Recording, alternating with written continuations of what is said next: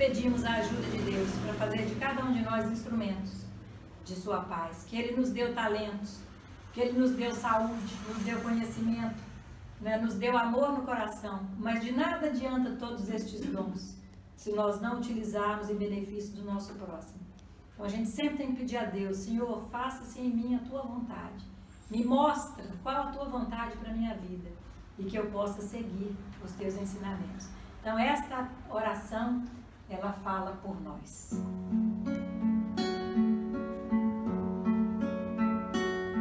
Senhor,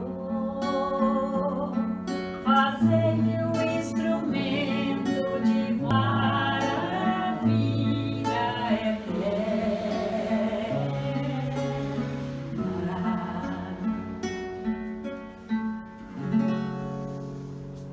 Amado Mestre Jesus, nosso irmão maior, modelo e guia da humanidade, pedimos que as tuas bênçãos sejam derramadas neste momento sobre todos nós, para que possamos nos fortalecer, nos curar das dores do corpo e da alma, para que possamos compreender a tua mensagem de amor, de caridade, para que desperte em nós, Senhor Jesus, cada vez mais forte a vontade de seguirmos os teus passos.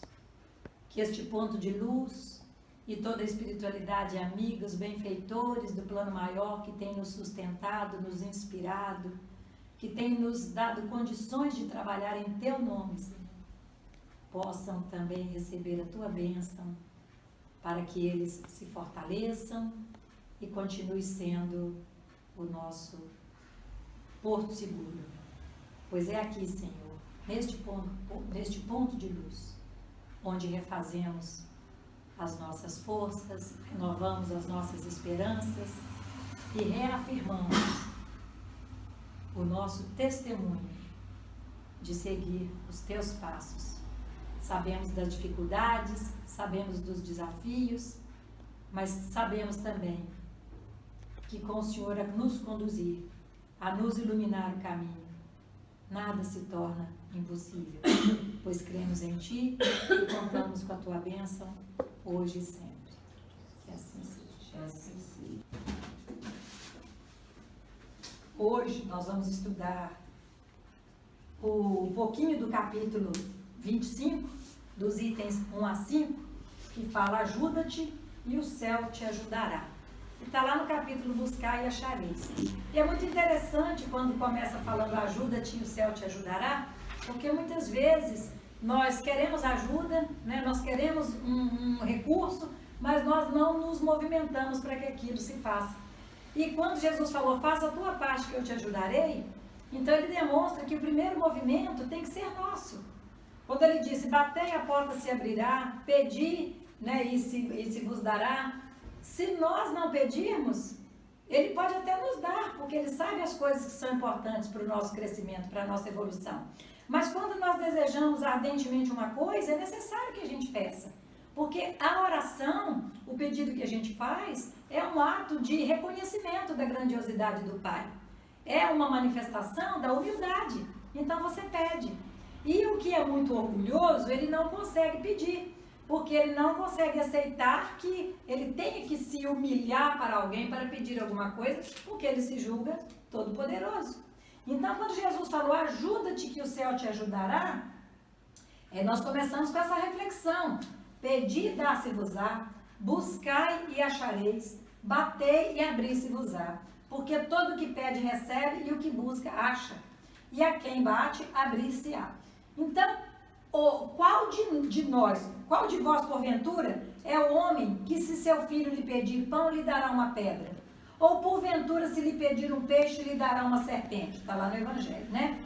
Pois, se vós outros, sendo maus, sabeis dar boas dádivas a vossos filhos, quanto mais vosso Pai que está nos céus dará boas dádivas ao que lhes pedem.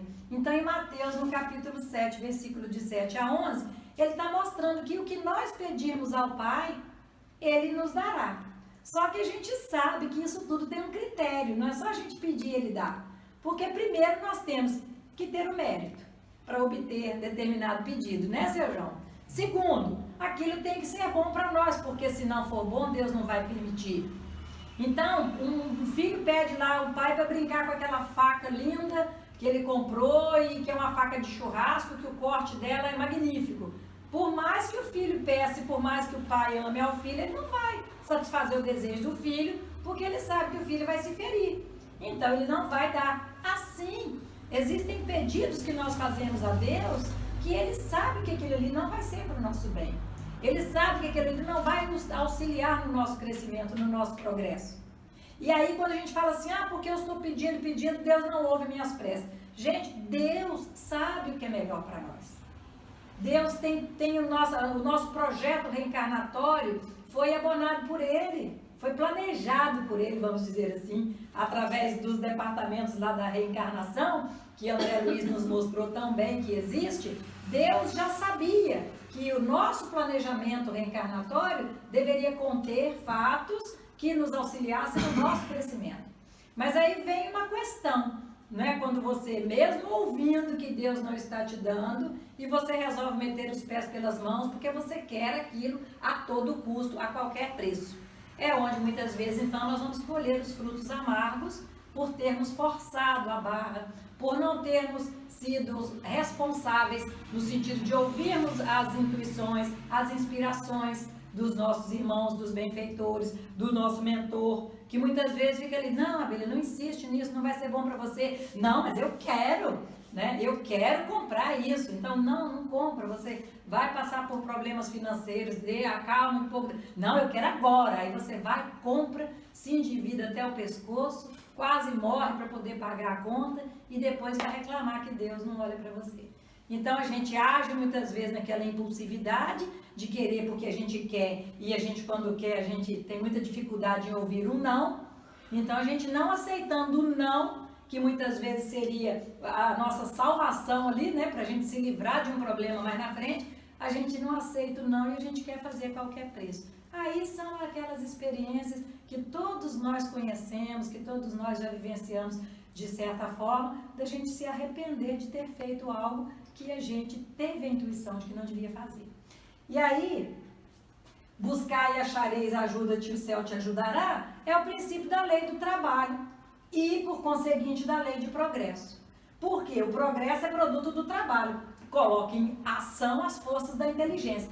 Então, se eu fico assim, tem uma historinha muito bonitinha de um monge que estava passando com seus discípulos, né, por uma estrada e havia ali um carro atolado, tá bom? E esse carro estava atolado e o motorista estava sentado no capô do carro e meditando, Senhor, envia para mim o socorro, pois eu preciso desatolar.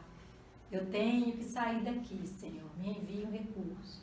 E aí o monge falou com os discípulos, sigamos em frente. E continuou andando. Aí quando ele chega mais na frente, depois de uma curva dessa estrada, o outro carro atolado. Só que o motorista estava de maneira muito diferente. Ele empurrava o carro, ele xingava, ele chutava a roda, e ele tentava arrancar o carro, e ele tentava de todo jeito desatolar o carro. E aí o monge vira para os discípulos e fala assim, vamos ajudá-lo. E aí todos se juntaram em volta do carro e tiraram o carro da lama. Então um discípulo perguntou para ele, mas por que o senhor não ajudou aquele que estava orando e foi ajudar este que estava tão nervoso e até xingando? Ele falou assim, porque aquele estava esperando que Deus mandasse o recurso dos céus. E este não, este estava fazendo a sua parte e o recurso chegou.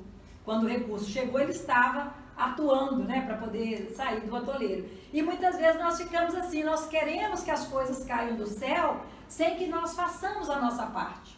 Muitas vezes, quando nós buscamos ter um lar mais harmonioso, não é? Ter uma família onde o nosso dia não seja tão pesado, não seja tão tenso, onde nós possamos viver com mais serenidade, só depende de nós buscarmos a humildade, a tolerância, o perdão, a paciência, para que a paz se instale.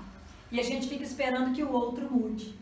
Então, quando a gente percebe que está em nós o poder da mudança, tem uma frase que ela fala assim, cuidado com o que você vai pedir para o universo, porque normalmente ele atende.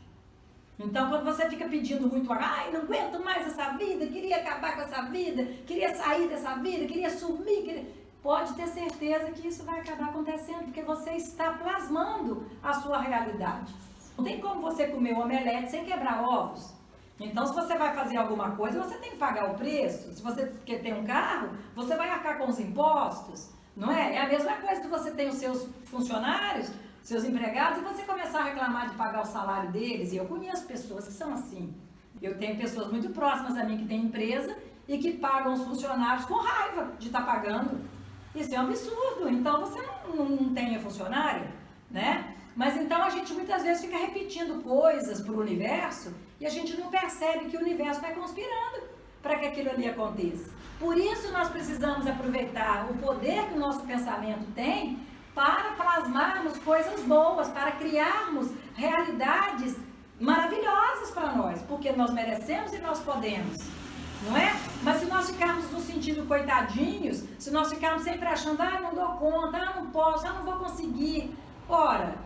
Se você tem 50% de chance de dar certo e 50% de chance de dar errado, por que você vai achar que vai dar errado? Vai dar certo, já deu. Já acreditei que vai dar certo e pronto. Não é? Então, a lei do trabalho é como esse monge estava lá mostrando para os discípulos, que aquele que estava ali brigando com o carro atolado, ele estava se esforçando, ele estava dando suor ali, né, do seu rosto para ele poder sair do atoleiro. Então, quando chegou o recurso de Deus, que foi o quê? Aquelas pessoas, ele então estava pronto para receber. E não ficar só esperando que Deus mandasse a ajuda do céu. Então, na infância da humanidade, o homem só aplica sua inteligência na procura de alimentos, dos meios de se preservar das intempéries e se defender dos inimigos. Por isso que às vezes eu brinco, assim, eu nem sei se eu podia brincar, mas eu brinco. Eu falo assim, ai meu Deus, eu queria voltar para o planeta primitivo, porque a minha única preocupação ia ser fugir das feras, né? Caçar para poder comer e ter ali a caverna com a minha prole. Porque viver num país, no planeta de provas e expiações, é muito difícil. Nós temos que lidar com situações muito difíceis. Então, me manda para o planeta primitivo. Mas às vezes Deus pode falar assim, essa quer ir? Então vai, e eu caí lá numa situação muito pior. Mas eu acho que não, porque eu vou chegar lá, vou inventar a roda, vou ajudar a descobrir, ver como é que lida com o fogo, não é? Porque eu já vou levar um conhecimento de um planeta mais evoluído. Enfim, a gente fala brincando. Mas então... Um tamborzinho, vamos bater um tamborzinho para fazer fumacinha, né? Com certeza nós vamos lá fazer alguma coisa pelo bem daquela humanidade que está lá, né? Mas então, se a gente recordar, né, na infância da humanidade, realmente a preocupação era só isso: caçar, comer, reproduzir, puxar a mulher pelo cabelo, né? Como que é aquele filme bonitinho, aquele desenho? Vilma! Fred Flintstone, os Flintstones. Então, mais ou menos por aí.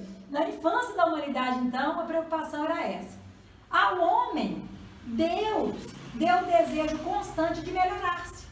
Que o império e a pesquisa dos meios de melhorar a sua situação, levando às descobertas, às invenções, ao aperfeiçoamento da ciência, o que proporciona ao homem o que lhe falta. Então, Deus nos deu a inteligência. A lei de progresso, ela é vigente no nosso planeta, porque nós vamos progredir sempre. Então, você fala assim, aquela pessoa que fala, o homem veio do macaco. Como é que o homem já progrediu tanto e o macaco continua morando nas árvores? Ou seja, há controvérsias, né? Nós não podemos acreditar nisso, porque senão o macaco também já seria como nós.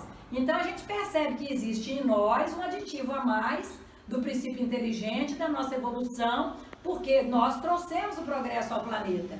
Muitas vezes pagando um preço caro, né? Porque o planeta, coitado, sofre com o tanto que nós depredamos, que nós fazemos absurdos com o meio ambiente, mas isso ainda faz parte do nosso estágio evolutivo.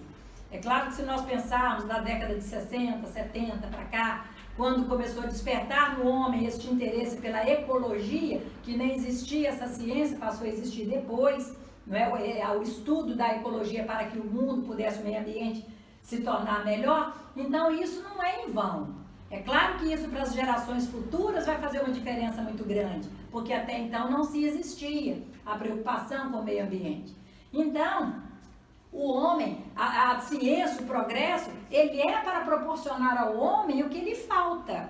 O problema é que a ambição do homem é tão grande que ele não se contenta com o que é necessário para ele, com o que é suficiente.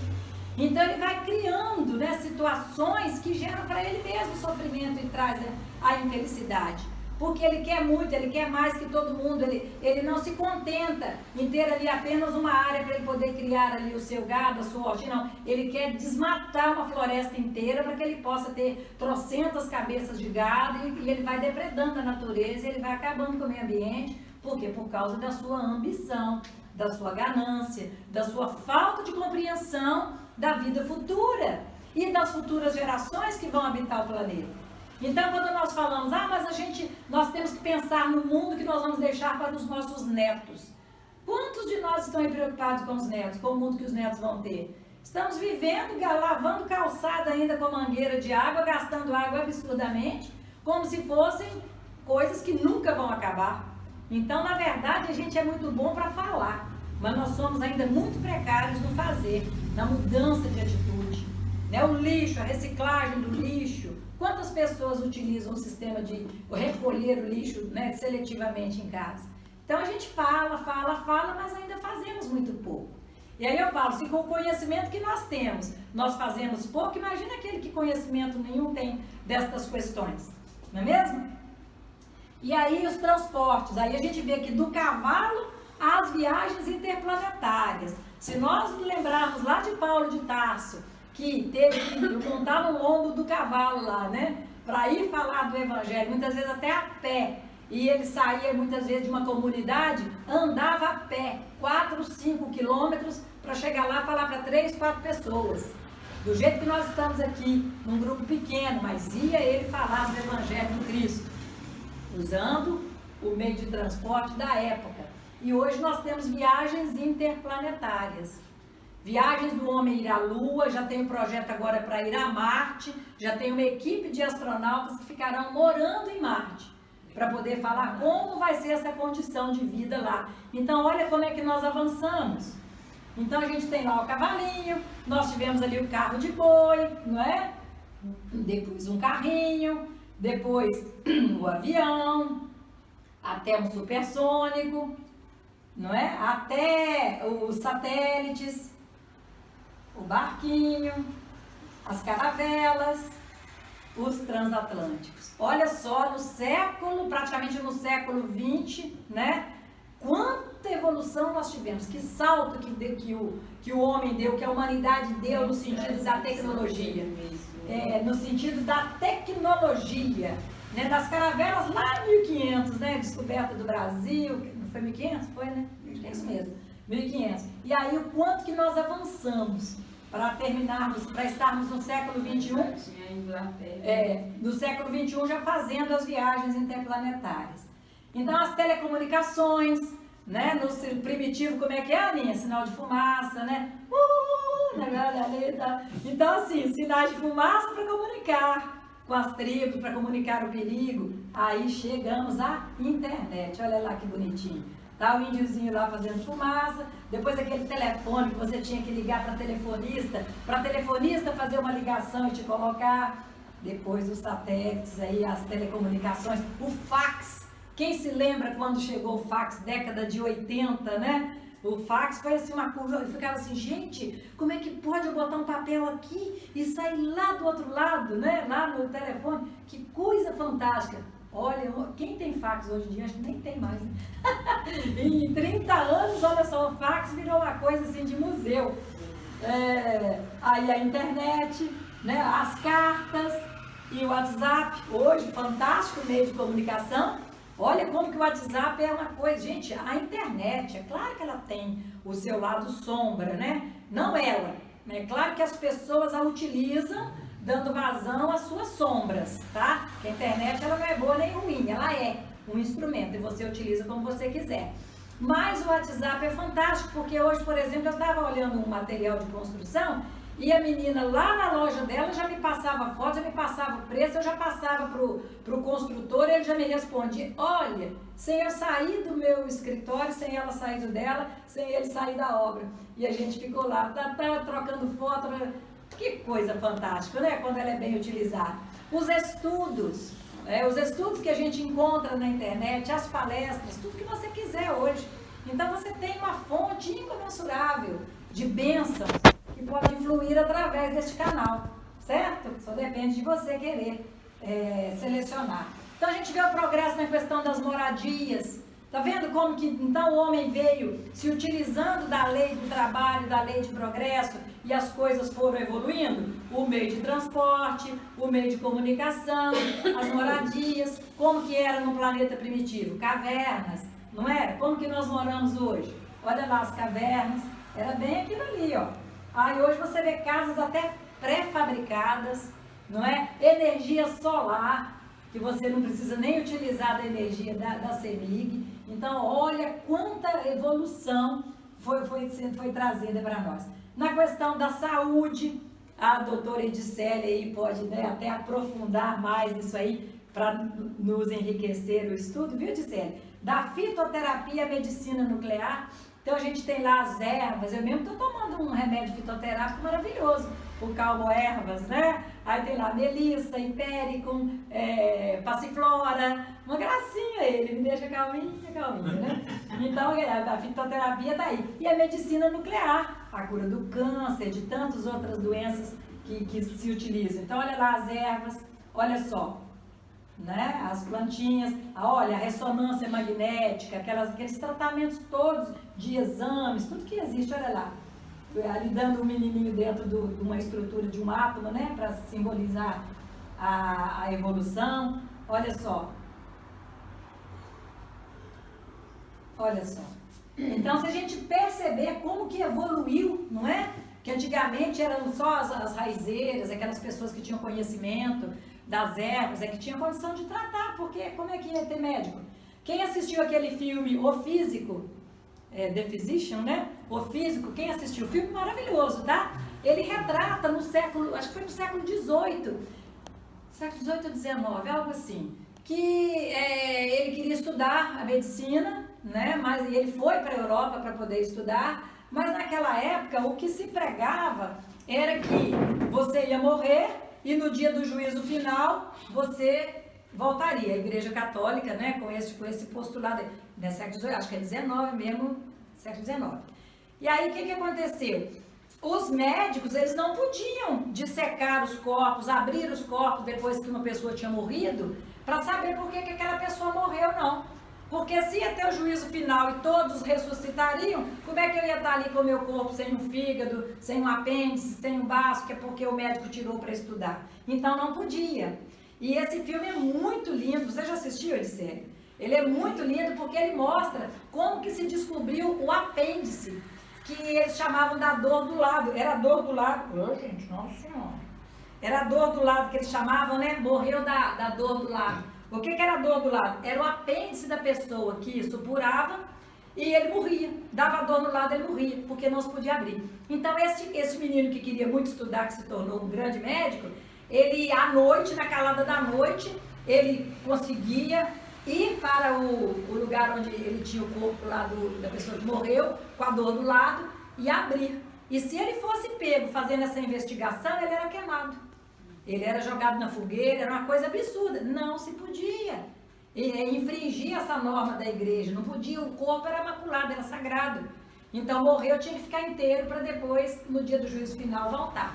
Então, se nós pensarmos como que o progresso, anestesia, há quanto tempo, há quantos anos tem anestesia? Porque as pessoas tinham que morder um pano e cheirar o éter para se fazer uma cirurgia, não é? Então, olha, se nós pensarmos, isso não tem tanto tempo assim, que se descobriu a anestesia e todos esses processos de cura que a medicina traz hoje, não é mesmo? Então, antigamente se morria muito por doenças que hoje são perfeitamente curáveis.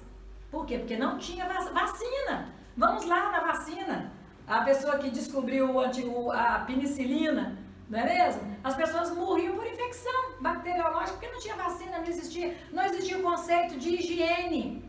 Os médicos, por incrível que pareça, quanto mais sujo de sangue fosse o avental deles, o jaleco, melhor mais bem cotado ele era na sociedade, porque representava alguém que estava trabalhando muito. Então, sangue, era chique o médico trabalhar com jaleco sujo de sangue, porque mostrava que ele era competente. E aquilo ali trazia infecção para as pessoas, era uma coisa absurda.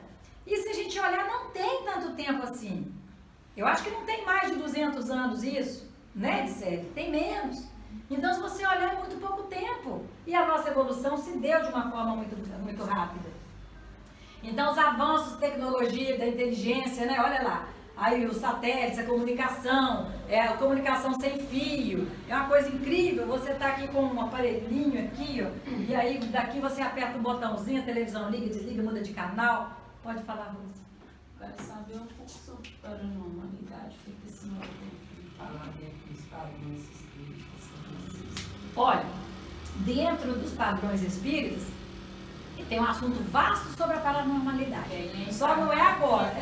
Então, agora nós não podemos entrar nesse assunto, senão a gente perde o foco, que é do buscar e achar isso. Mas eu posso conversar com você depois sobre isso, tá? A paranormalidade sempre existiu. O que aconteceu com a doutrina espírita é ela poder trazer de forma clara que não existia nada além do normal, além do natural, que era tudo natural. O que é uma paranormalidade? Aquela pessoa que tem uma percepção além do natural, além do normal que a gente fala, ela percebe. A doutrina espírita explica claramente que nada mais é do que o fenômeno da mediunidade. Porque dentro das religiões que são as conservadoras, assim, as que existem, as mais conhecidas aqui no Brasil, parece que eles habituam a pessoa, né? Ao invés de explicar em várias situações quando vai demonstrar a paranormalidade. É só isso.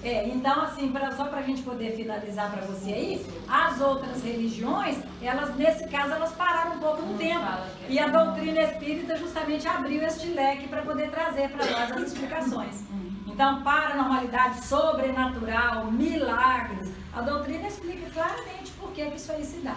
Daí nada está além do natural, tudo que existe são leis naturais. A pessoa tem uma capacidade mediúnica, tem uma capacidade de ver, de prever, de fazer previsões. Isso é normal, é uma aptidão que ela tem ligada à mediunidade. Estou certo ou estou errado, Sérgio? Isso mesmo, né? Então nós podemos falar sobre isso num outro momento. Então os avanços da tecnologia, da inteligência, né? Graças às pesquisas, a sua inteligência se desenvolve, a sua moral se depura. Então as pesquisas vão pesquisando, vão aumentando, vão ampliando. E por incrível que pareça, eles falam assim que Deus escreve certo por linhas tortas, né? Na verdade não, Deus escreve certo, é certo mesmo como tem que ser. Mas quando a gente vê, por exemplo, o avanço tecnológico que existe com as guerras, de equipamentos que são desenvolvidos em épocas de guerra, que os cientistas, eles procuram se utilizar para poder trazer um maior poder de força a determinado país. Então investe em tecnologia, investe ali para que eles possam descobrir. E aí você com uma guerra, o planeta vai avançando, porque vem vindo o progresso. Mas a nossa moral também precisa se depurar. Porque não adianta nós buscarmos apenas o progresso material, não adianta nós buscarmos apenas o que vai nos trazer conforto. Porque, na verdade, se o material, se o dinheiro, se todos os bens materiais nos dessem a felicidade suficiente para vivermos em paz, não haveria suicídios em famílias ricas, não haveriam depressões, não haveriam tantas pessoas riquíssimas lotando os consultórios dos psicólogos, né, Miguel? Dos psiquiatras à base de remédios. Por quê? Porque não é esta busca que nós estamos aqui para fazer. Buscar e achareis, nós temos que buscar a razão do nosso viver. E o nosso viver, ele tem a razão quando você consegue ser a razão na vida de alguém. Quando você consegue fazer a diferença na vida do outro, quando você caiu já a sua ficha de que você só é feliz a partir do momento que você leva a felicidade ao outro. Então não há alegria maior do que você fazer um bem. Porque quando aquela pessoa fala assim, muito obrigado, vai com Deus, graças a Deus, né? A emanação de luz que aquela pessoa manda para você, aquele ali te fortalece, te estrutura, aquele ali cura suas dores, te refaz. Agora, quando a pessoa é uma pessoa extremamente... como é que é aquela pessoa que nunca faz nada por ninguém? Egoísta, aquela pessoa amarrada, que tudo que você pede para fazer, não dá, não vou. É a pessoa que vive olhando para o seu próprio umbigo, extremamente infeliz, não é? Porque ninguém consegue encontrar a paz se tem uma postura de estar olhando sempre para dentro de si mesmo, só para si mesmo, no seu umbigo. Não se consegue. Então é justamente no contato com o outro, é no nosso caminhar para o outro que nós vamos nos desprendendo das nossas mazelas morais e vamos crescendo. As necessidades do corpo sucedem às necessidades do espírito. Após o alimento material, ele necessita, então, do alimento espiritual. Então, nós avançamos muito tecnologicamente no século XX, no século XIX, com a Revolução Industrial, o avanço veio assim, absurdo, né? De tanto que o homem progrediu. Mas na parte espiritual, ainda necessita do homem rever as suas posturas. Por isso que nós estamos no terceiro milênio, o milênio que é dado como a era de Aquários, porque é a era do despertar da consciência. Então, nós temos agora que olhar para esta questão. Não adianta apenas termos o conforto material, a roupa, o pão, o agasalho. Nós precisamos estar integrados no projeto divino que Deus nos confiou. E o nosso projeto, nós não reencarnamos para podermos ficar fazendo caridade apenas, servindo sopa, levando pão. Não. Isso é importante porque nós estamos dessa forma auxiliando os nossos irmãos. Mas o nosso propósito reencarnatório, ele vai muito além disso. Porque não adianta eu ficar fazendo apenas isso e eu não crescer moralmente. Eu não evoluir espiritualmente. Eu não agregar para mim valores morais que vão me tirar daquela mesmice onde eu me encontrava quando eu reencarnei. Então eu posso reencarnar numa condição e desencarnar naquele mesmo degrau. Embora eu tenha feito ali muita caridade, ajudado, construído, fundado casa espírita, feito um hospital, mas se eu não melhorei moralmente, se eu não me tornei um espírito mais evoluído, eu vou continuar no mesmo degrau. Lembram do exemplo que eu dei aqui sobre o degrau da evolução? Porque quando nós falamos da escadinha, né, da nossa evolução, nós imaginamos que o degrau evolutivo é esse aqui, ó. Então você reencarna aqui, né? Você reencarna aqui e você vem andando até aqui e aqui você já subiu um degrau na sua evolução, tá certo? Só que nós esquecemos que nós reencarnamos aqui. Mas esse degrau ele não é tão curtinho assim, ele é longo. Então ele é muito longo para que você possa no final chegar até ele e subir. E o problema dele ser muito longo é que ao longo deste caminho a gente se distrai, a gente cochila, a gente aperta o botão soneca lá do despertador adiando as decisões que nós precisávamos tomar, as escolhas que nós precisávamos fazer para estar realmente caminhando e evoluindo. Compreende? Então sempre eu falo, o despertador, o celular, eu boto ele despertar para mim 15 para 6 todos os dias. E aí quando ele desperta, eu costumo ir lá e apertar o soneca. Ai, daqui 5 minutinhos eu levanto. Aí ele desperta de novo, eu vou, aperto de novo o soneca. Ai, daqui 5 minutinhos eu levanto. E aí eu costumo levantar 6 horas, 6 e 5, aí eu levanto igual doida, né? Ai, meu Deus, tem que levantar, tem que fazer isso, aquilo e tal. Beleza, eu dei conta de fazer o que eu tinha que fazer no meu dia. Vai ser um pouco mais corrido, mas eu dei conta. Já pensou na nossa encarnação? Nós ficarmos apertando o botão soneca na nossa reencarnação e a cada vez que nós formos chamados a um trabalho que vai nos proporcionar um crescimento espiritual, nós apertarmos o soneca e falarmos assim, depois eu vou, depois eu faço, depois eu estudo, depois eu me envolvo nesse trabalho, né? Depois eu me junto ao grupo que quer estudar para poder aprender, para poder abrir sua mente, e aí esse depois pode não chegar. E aí você vai despertar do outro lado, simplesmente você vai constatar que você apertou o soneca. Então aquele degrau por onde você subiu e você achou que ia rapidamente avançar, você vai perceber que no meio dele ali, ó, você se perdeu. Você se distraiu com as coisas do mundo e se perdeu. Então, quais são as necessidades do corpo? Nós temos necessidade de ar, de água, de alimento, de movimento, de descanso, não é isso? Tudo isso são necessidades que nós temos.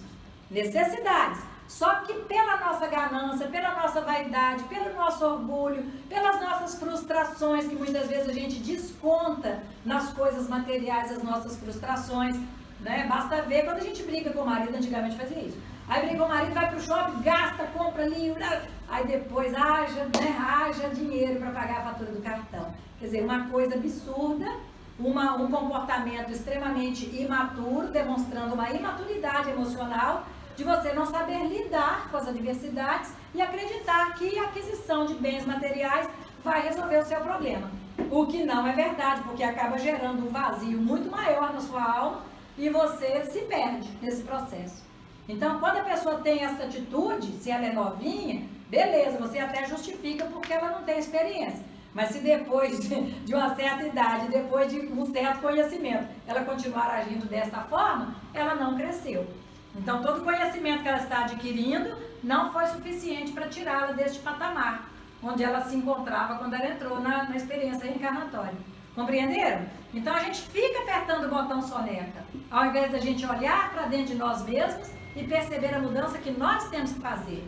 Então, a nossa necessidade é água, é ar, é alimento, é movimento, é descanso. Então, eu preciso de um carro, mas aí eu preciso de um carro, aí eu já falo, não, mas eu quero um carro melhor do que o meu vizinho, porque o meu vizinho comprou, tem que ter um carro melhor do que o dele. Ah, eu preciso de um sapato, mas eu tenho 50 pares de sapato. Não, mas eu preciso desse sapato. E aí eu que preciso de um vestido, você tem 30 vestidos, mas eu preciso. Não, você não precisa, você quer. Você quer atender a sua vaidade, você quer atender a sua vontade de ter, porque você está se esquecendo de ser.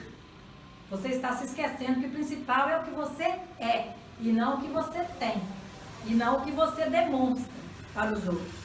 Então isso não é uma distração que faz com que a nossa escadinha, o nosso degrau, fique cada vez mais longo, até a gente chegar lá para poder subir? Então, quais são as necessidades do espírito? O espírito nós precisamos de oração, de estudo, de trabalho, de paz interior e de equilíbrio. Pronto. Então não adianta você só orar. Se você só ora, mas não faz nada, a sua fé não é ativa.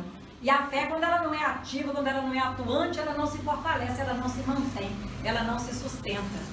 Então, se você tem a oração, você estuda, porque a única forma de você adquirir o conhecimento é pelo estudo. E o conhecimento, através do estudo, é que vai te proporcionar o discernimento. Como é que você vai saber discernir entre o certo e o errado, o bem e o mal, se você não tem conhecimento? Então, aquele que não tem conhecimento, qualquer coisa que vier falar com ele, ele vai aceitar, não é? Então eu vou chegar para Edicele e falar assim, Edicele, você sabe que a história de Jesus, Maria era virgem, pura, imaculada, e está imaculada até hoje, que ela é a Nossa Senhora, você sabe disso, né? Aí Edicele não vai entender não, porque Maria foi mãe de Deus, entendeu, Edicele? Então ela é mãe de Deus. Se ela não sabe que Maria foi uma mulher como qualquer outra, mas assim, claro que uma mulher, um espírito muito evoluído, porque imagine, se Jesus, Filho de Deus, veio como nosso Salvador, ele ia nascer de uma mulher qualquer? Não, ela tinha lá os seus méritos, é lógico. Mas ela não era imaculada e virgem, porque Jesus teve irmãos. Então, se a pessoa não pega a Bíblia para estudar com seriedade e ver ali que está contido em vários evangelhos, falando dos irmãos de Jesus, vai achar que Deus, então Jesus é Deus. Não, Jesus não é Deus. Jesus é Filho de Deus. É o espírito mais puro que já esteve no planeta Terra. Mas nós temos que saber diferenciar. Como que eu vou saber isso se eu não estudar? Aí qualquer coisa que trouxer para mim, eu vou acatar. Então, eu vou falar assim, nós vamos fazer a nossa reunião mediúnica, mas ela só funciona se nós colocarmos uma luz verde e uma azul. Porque se não colocar luz verde e azul, os irmãos não vão vir, a espiritualidade não vai nos assistir. Olha que absurdo. Por quê? Porque nós colocamos luzinha verde e azul como uma ferramenta para nos auxiliar no nosso relaxamento, na nossa concentração, né? Naquele ambiente que a gente cria, que nos proporciona uma paz necessária para que nós possamos trabalhar, para que a espiritualidade possa se sintonizar conosco. Não é isso, Miguel? Então, se a gente não tem esse conhecimento, a gente parte para um misticismo, não é? E a gente começa a colocar aqui tudo quanto é coisa para dizer assim, não, é isso aqui que vai atrair os bons espíritos. Não, é isso aqui que vai... Não. Se nós não estivermos ali com o nosso coração sintonizado com o bem, não adianta luz verde, vermelha, roxa, não tem como. Não tem como. Mas isso você só compreende se você estuda.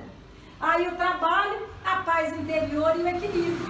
Então o equilíbrio, nossa, é muito difícil nós mantermos o nosso equilíbrio. Porque todos os convites do mundo, na sua maioria, nos convidam ao desequilíbrio, ao excesso. Nos convidam aos prazeres, nos convidam à satisfação dos nossos desejos. Não é? Então eu quero fazer o que é gostoso. Então eu estou com o desejo de, vou dormir até tarde no domingo, não quero fazer nada, vou ficar de perna para o ar. Não, você não pode fazer isso de vez em quando. Mas se todo domingo a sua única distração é não fazer nada, não se mover por ninguém, não se faz nada, então você já está caindo aí numa contradição no que diz respeito àquele que quer realmente evoluir. Tá certo? Então, o desejo é quando você está fazendo o que é gostoso. Tudo que você está fazendo que está muito gostoso, está muito bom no sentido da satisfação do seu corpo e da satisfação das necessidades do mundo, você está atendendo os seus desejos. Agora, a vontade é você fazer o que é necessário. Então, a vontade é que vai te mover para você sair numa quinta-feira à noite da sua casa, seja lá de onde você vai sair, e você caminhar para uma casa de oração, para buscar ouvir uma palestra, para buscar estudar o Evangelho, vai fazer com que você saia num sábado à tarde com um sol escaldante, mas você vai buscar estudar o Evangelho do Cristo, porque é ali que você vai encontrar o seu farol, o seu caminho. Então isso é vontade. E o Espírito, infelizmente, nós ficamos aqui tão anestesiados, tão refratários às coisas do Pai e ao nosso propósito reencarnatório, que nós ficamos muitas vezes satisfazendo os nossos desejos e deixando a nossa vontade desse tamanhozinho. Na verdade, não existe vontade grande nem vontade pequena. Ou existe a vontade ou não tem vontade. Então, eu tenho pouca vontade. Não, você não tem a vontade. Porque quando a gente tem vontade, a gente se movimenta. O nosso movimento é outro quando a gente tem vontade. Então, eu sei onde eu quero ir, eu sei onde eu quero chegar, eu sei o que eu estou fazendo aqui. Então, eu aciono as forças da vontade para que eu possa estar cumprindo ali o meu dever e fazendo o que me cabe fazer. Aí pode chover pedra, pode chover canivete na minha cabeça, que eu vou seguir o meu caminho, porque eu sei onde eu quero chegar. Compreende? Agora, quando você não sabe, tudo que falarem com você ali vão te desviar. Não, eu queria tanto vir, mas meu marido brigou. Eu queria tanto vir, mas minha mãe ficou falando na minha cabeça. Eu queria sair. Aí tudo é justificativa para não fazer. E tem uma frase muito importante que ela fala assim: quando a gente quer fazer alguma coisa, a gente sempre encontra um caminho. Quando a gente não quer fazer, a gente encontra uma desculpa, né? Então, nós temos sempre que nos policiar. É claro que existem demandas familiares, pessoais, que muitas vezes não te dá condição de vir, não é? Eu mesmo passei por esse problema há pouco tempo, Edicélia algumas vezes, Maria, Maninha, normal, porque você tem também que olhar a sua família, não é? A doutrina não está querendo dizer que você tem que deixar tudo para poder estar nela, porque se você, por causa da doutrina, você está trazendo uma desavença enorme no seu lar, não é isso que o Cristo quer para nós. Mas nós não podemos ser displicentes e achar assim que qualquer carinha feia que fizer lá em casa, eu vou deixar de buscar o meu projeto, que é divino. Não. Então, eu falo sempre assim: você sabe para onde eu estou indo, sabe o que eu vou fazer, com quem eu estou. Você não me acompanha porque não quer. Eu não estou falando nada demais. Então, se a pessoa sabe o que você está fazendo, você não está fazendo nada de errado, você vence. Porque chega uma hora que a pessoa se convence de que realmente você está buscando um caminho, não é? Então, na revista Isto É, olha só, antiga essa revista, ela fala o seguinte: previna-se contra, pela primeira vez a Universidade de São Paulo, a mais importante da América Latina, irá sediar um simpósio sobre a prática médica e a espiritualidade. Cresce o interesse por tratamentos de doenças, do câncer à depressão, feitos de acordo com a doutrina espírita, que conta com mais de 2 milhões de adeptos no Brasil. Medicina espiritual. Olha, gente, que coisa fantástica. A ciência já cedendo, não é, à realidade espiritual. Viu? Várias vezes passou no Fantástico aquelas pesquisas de que aquelas pessoas doentes que recebiam passe conseguiam se curar com mais facilidade, não é? Aquelas pessoas que tinham uma fé, elas conseguiam enfrentar com mais perseverança, com mais equilíbrio as situações difíceis. Então, querendo ou não há outro caminho.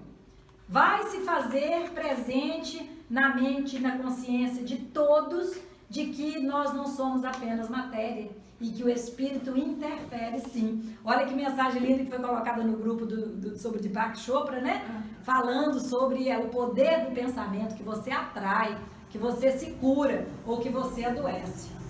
Em função do quê? Do pensamento. Então isso é muito lindo, isso tudo que está acontecendo.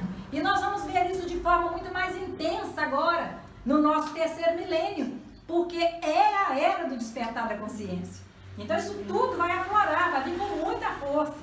Graças a Deus, E né? as pessoas que estão menos evoluídas, assim, no sentido de se esforçar, eles vão sofrer consequências, eu acho, graves. Eles vão assumir, né, as consequências das suas escolhas. Mas um dia, não se sabe quando, esse momento vai chegar para eles também. Porque se você olhar que há 160 anos atrás, era normal se ter escravos. Então nós achávamos normal ter escravos, né? Era normal, normal. Hoje a gente sabe que não pode. Então nós já fomos aqueles que também escravizamos, podemos ter até sido escravos, né? Nós somos aqueles que fomos para as arenas para ver os cristãos serem jogados aos leões. Já tinha diferença, porque quem era contra a escravidão que começou foi os abolicionistas, né? Pois é, mas aí o que eu estou querendo te dizer é o seguinte, mesmo aquelas pessoas que hoje ainda estão até no erro, né, vamos dizer assim, no erro entre aspas, porque na verdade não é que ele esteja errado, é que pelo grau de evolução que ele tem, aquilo para ele não é errado. Porque no próprio livro dos Espíritos fala que o homem ele erra muito mais pela ignorância do que pela maldade. Não é que o ser humano seja tanto mal, mas é porque ele ignora. Se ele ignora as leis de Deus, ele vai agir contrário a elas. Entendeu? Então o conhecimento ele virá para todos no momento certo. E aí fala o seguinte, que o progresso que o homem realiza durante a sua vida terrena é insignificante e num grande número deles até mesmo imperceptível. Olha só. Então lembra do degrau. O degrauzinho que você subiu quando reencarnou, costuma ele ser imperceptível o seu progresso. Porque você dá tanta cabeçada, você vai para frente, você volta para trás, você senta no caminho, pega pirraça, você fala que não quer avançar, você aperta o botão do soneca, você fica relutando tanto em seguir o caminho reto, que a evolução costuma ser imperceptível. Como a humanidade poderia progredir, então, sem a preexistência e a resistência da alma? Então, se eu reencarno com uma encarnação só, eu vejo que o meu progresso é mínimo, então não vou progredir mais? Não, é aí que vem a reencarnação como explicação, porque aí Deus está sendo justo. Porque o que eu não aprendi nessa encarnação, eu vou ter uma oportunidade. Numa outra, não se sabe quando nem em que condições, mas eu não vou ficar, ele não vai me eximir da possibilidade de crescer, entendeu? Então, é assim que o homem passa da selvageria à civilização. E essa foto bem antiga, né? Tá lá o homem vindo lá do macaco e evoluindo e ficou em pé, homens erectos, né? E aí depois ele vai caçando e aí vai começando com a era industrial. Pega aquelas betoneiras, pega aquelas furadeiras, esses marteletes, né? Para poder trabalhar e depois ele se curva a tecnologia, a informática e passa a ficar só assim, né, Danilo? E hoje já existe aí aquela doença chamada doença do pescoço. É uma coisa assim, que a pessoa tá com a doença aqui porque, ó, celular, ó, né? Ó o pescoço aqui, ó, a coluna cervical aqui sentindo.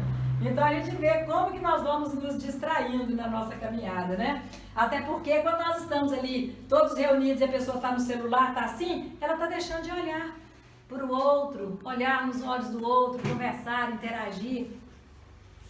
Então, se as almas deixassem a Terra todos os dias para não mais voltar, a humanidade se renovaria sem cessar com as entidades primitivas que teriam tudo a fazer e tudo a aprender. Então, se eu descobrir a roda, tá certo? Descobri a roda, o meu mundo aqui ficou melhor. Mas quando eu reencarnar de novo, eu não sei nada da roda, eu tenho que descobrir de novo. Aí quando eu reencarnar de novo, eu tenho que descobrir de novo. Não haveria progresso. Então é justamente quando nós vamos juntando o progresso que uma civilização adquiriu, e aí esse conhecimento eles já vão levar para a próxima reencarnação, e vai levando, e os conhecimentos vão somando, sedimentando, igual uma poeira, né, na soleira da janela. Então você tem a janela e ali vai dando a poeira. Se você não limpa, aquela poeira vai ficando cada vez mais densa, né, a sua camada. O nosso conhecimento também se dá dessa forma. Então, não haveria razão para que o homem de hoje fosse mais adiantado que o homem dos primeiros tempos do mundo, pois para cada nascimento o trabalho intelectual teria de recomeçar. É isso que está falando. Somente a reencarnação para poder justificar o progresso. Senão, se todo espírito que reencarna aqui é um espírito novo, ele tem tudo a aprender. Como é que o progresso se daria? A alma, voltando com seu progresso já realizado e adquirindo experiências a mais, passa gradualmente da barbárie para a civilização material e desta para a civilização moral, como nós estamos agora. Então a barbárie, a gente vê lá, né, as guerras, matava, e a pessoa tinha que tentar sobreviver, fugir do inimigo. Já o homem civilizado, nós temos ali um engravatado, né, segurando a gravata, e o homem evangelizado. Então a gente vê que a barbárie e a civilização foram os caminhos para que agora nós pudéssemos despertar para a necessidade de nós nos espiritualizarmos. Então é o momento de nós buscarmos mais e mais a presença de Deus na nossa vida. Buscarmos cada vez mais sermos um exemplo do Evangelho do Cristo, que não é mais necessário nós subirmos o lombo de um burro para poder levar este Evangelho 4, 5, 10 quilômetros, 20, às vezes até mais, para as pessoas. Basta que nós cuidemos do nosso exemplo. Exemplo. Nem é o fato de nós ficarmos ali falando, dando palestra, cantando. Isto ajuda na harmonização, isto ajuda muitas vezes na compreensão do que Jesus nos trouxe, mas o que realmente transforma é o seu exemplo. Então, se você se torna uma pessoa melhor com o trabalho no bem que você faz, aí sim, aí você se transformou numa ferramenta de Deus para poder se evangelizar e evangelizar as criaturas. Mas se o que você fala é só da boca para fora, você não convence.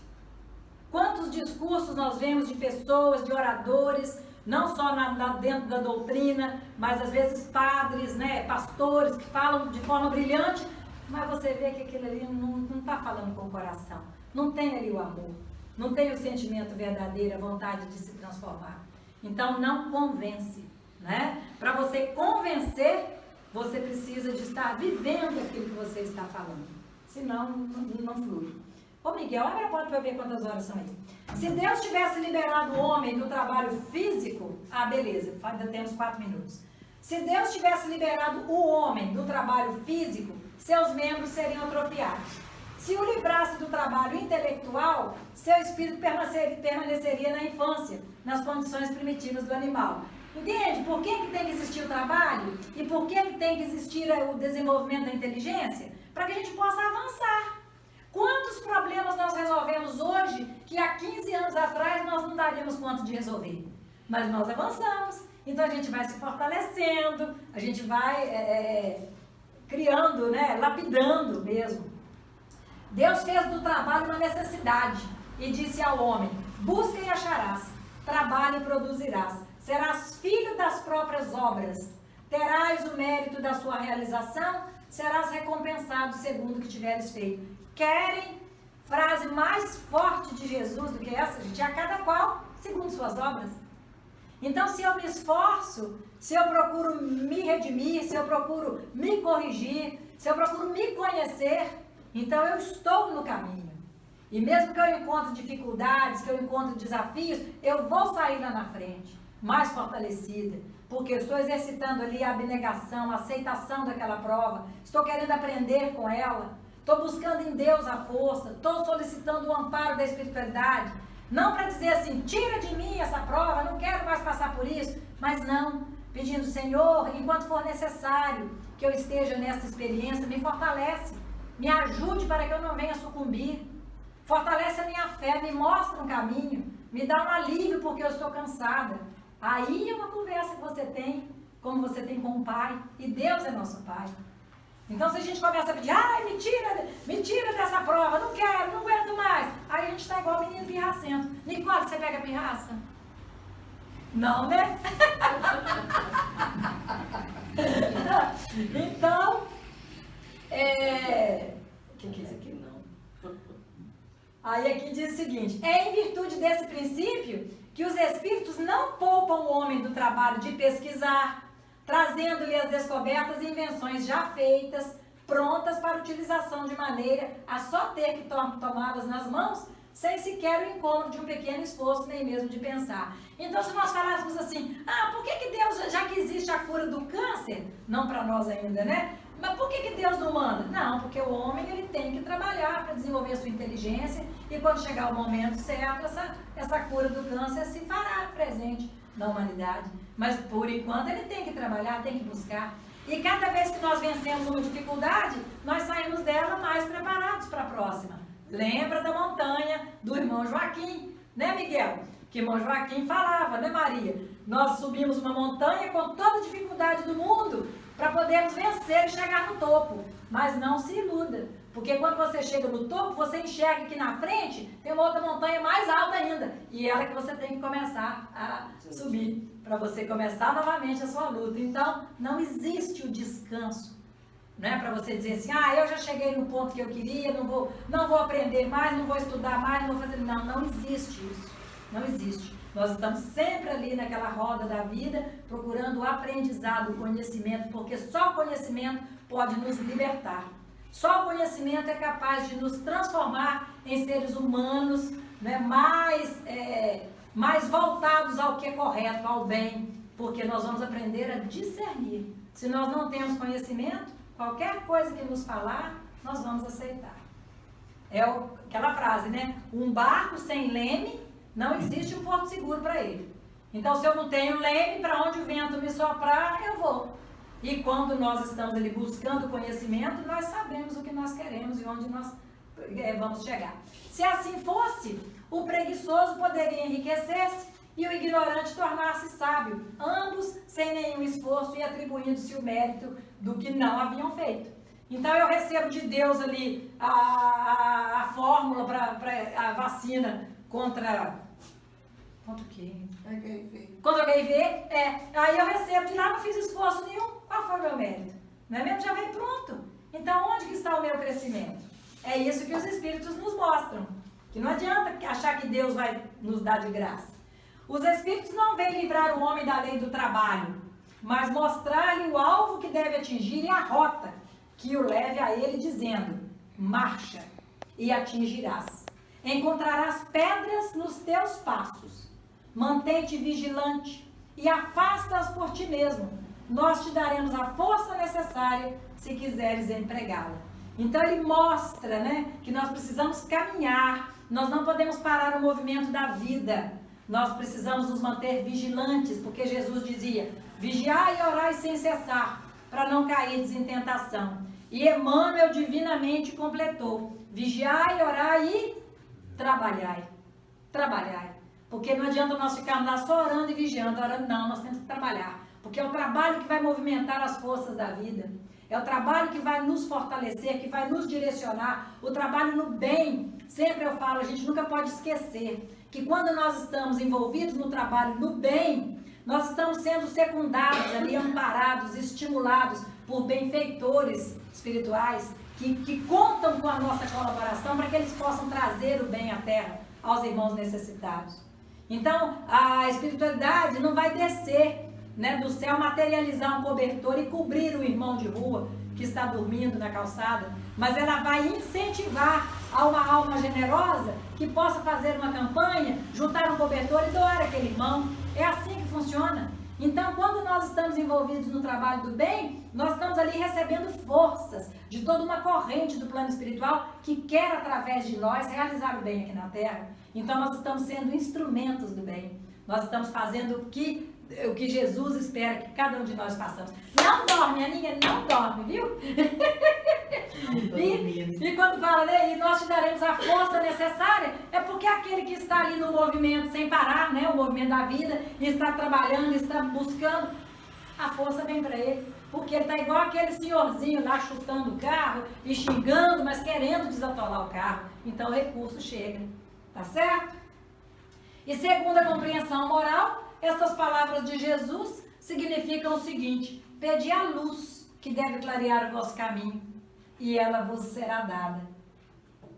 Pedi a força de resistir ao mal, e a tereis. Pedi a assistência dos bons espíritos, e eles virão ajudar-vos. E, como o anjo de Tobias, vos servirão de guias. Pedi bons conselhos, e jamais vos serão recusados. Batei a nossa porta, e ela será aberta. Mas pedi sinceramente, com fé, fervor, confiança. Apresentai-vos com humildade e não com arrogância, sem o que sereis abandonados às vossas próprias forças, e as próprias quedas que sofredes constituirão a punição do vosso orgulho. Então nós vamos cantar uma música linda do Chico, que fala exatamente o exemplo que nós deveríamos todos seguir, tá? Irmão Chico. Oh, mudou de página. Vamos lá. Ué, peraí. Tchan, tchan, tchan, tchan.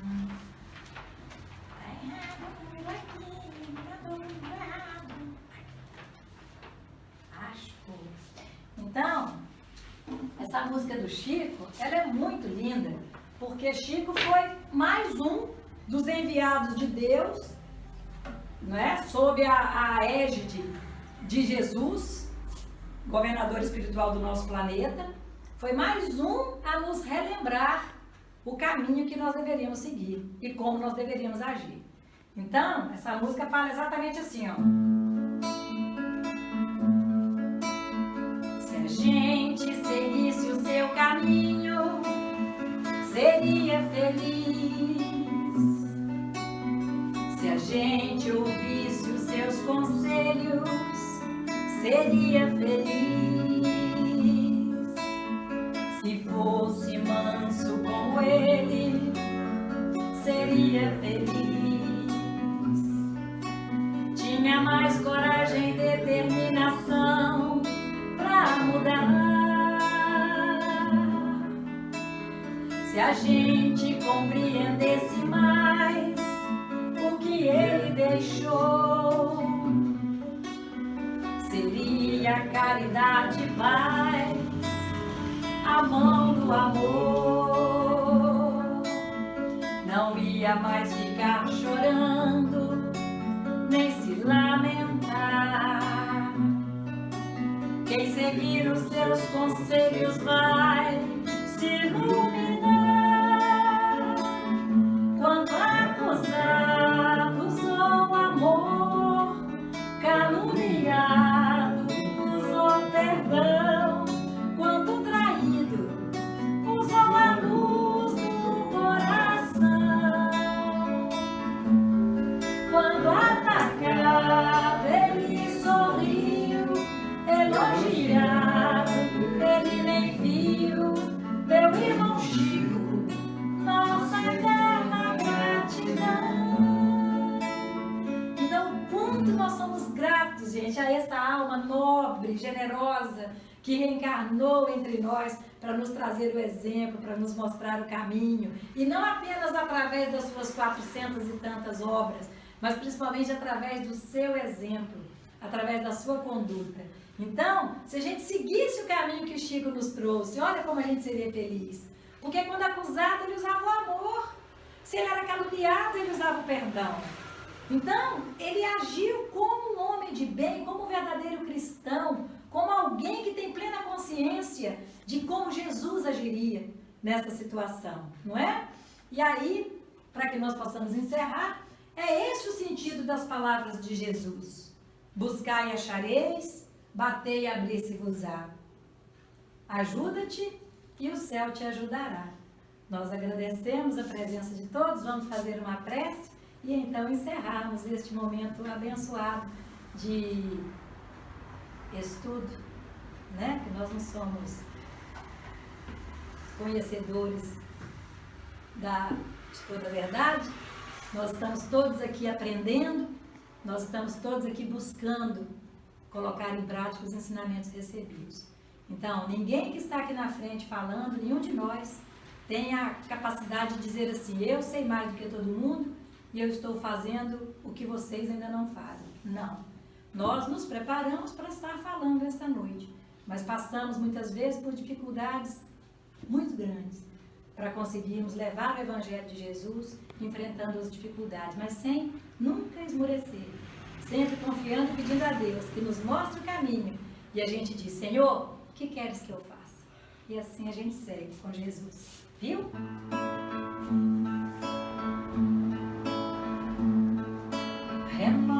Renova-me, Senhor Jesus, já não quero ser igual. Renova-me, Senhor Jesus, põe em mim teu coração, porque tudo que há dentro de mim precisa ser mudado, Senhor, porque tudo que há dentro do meu coração precisa mais de ti. Sustenta-me, Senhor Jesus, já não quero mais falir.